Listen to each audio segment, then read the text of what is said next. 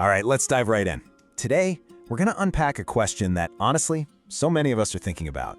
It gets right to the heart of modern relationships, ambition, and personal choice. You hear it everywhere, right? From conversations with friends to debates online. So let's break it down together. So here it is. This is the big question for our explainer. But let's be super clear from the get-go. We're not here to give you one single definitive answer. That would be impossible. Instead, we're going to take this question apart, piece by piece, to really understand what it's asking about our values, our identity, and what partnership even means today. So, where do we even begin with a question this big? Well, before we can even attempt to find an answer, we've got to unpack the question itself. It's built on some really powerful and, let's be honest, pretty subjective ideas. So let's start there. And this right here is the key to our whole approach today. We are not looking for a simple how-to guide or some kind of checklist. No way. This is an exploration of something so much deeper. It's about the personal values, the societal pressures, and the modern identities that shape our biggest life decisions. First things first, let's tackle the subject of our question, the capable woman. What does that phrase actually mean in today's world? It's used all the time, but do we all mean the same thing? On the surface, the definition seems pretty straightforward, right? Successful, independent, intelligent. But that single term, man, it carries a lot of weight, and its meaning can shift dramatically depending on who you ask. And this just goes to show how many different ideas are packed into that one little phrase. For some people, being capable is all about your career and your bank account. For others, it's about having a high level of education, or maybe it's less about the outside stuff and more about who you are on the inside. You know, having emotional intelligence, a fierce sense of independence, or being someone who just gets things done. As you look at this list, which of these really resonates with you? Okay, so we've looked at the who. Now let's tackle the main action in our question, the verb choosing. What does the process of choosing a partner actually look like? It's not as simple as it sounds. We often think about this choice in two totally different ways. On one side, you've got the rational choice. That's your head talking. It's based on logic, on compatibility, on whether you share the same goals for life. And on the other side, you've got the emotional choice. That's all heart.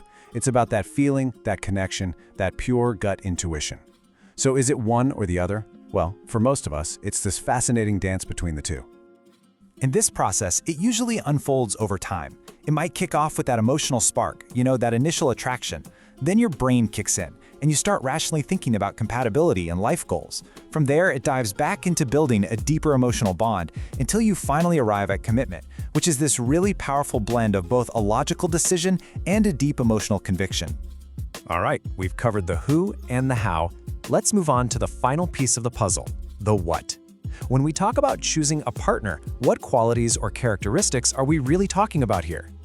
Instead of some huge, messy checklist of traits, it can be way more helpful to think in terms of a framework like this. You can group qualities into big categories, like attitude. Is this person supportive, respectful? Do they have a growth mindset? Or stability? And that's just as much about emotional stability as it is about finances. And of course, compatibility. Do you share values? Do you have a shared vision for life? The key thing to remember is that everyone weighs these categories differently. What's number one for you might be number three for someone else. I love this quote because it introduces this really powerful shift in how we think about this. Maybe the whole idea of choosing is a little misleading. It suggests it's less about a one-sided selection, like picking something off a shelf, and so much more about a collaborative creation. It's about what two people can build together. So, after breaking down every single part of our original question, the woman, the choice, and the partner, where does all of this leave us? Well, it brings us to our final and honestly our most important point. And this is the core of it all. There is no secret formula. There's no universal answer for how a capable woman chooses a partner, because the how is completely 100% determined by a personal why. It all comes down to your values, your goals, and your unique definition of a life well lived. And so we're going to end by turning our original question completely on its head. Maybe, just maybe, we've been asking the wrong thing all along. The most powerful question might not be how do I choose, but rather, what am I choosing for? What kind of life, what kind of partnership am I actually trying to build? And that, my friends, is a question only you can answer. Thanks for watching.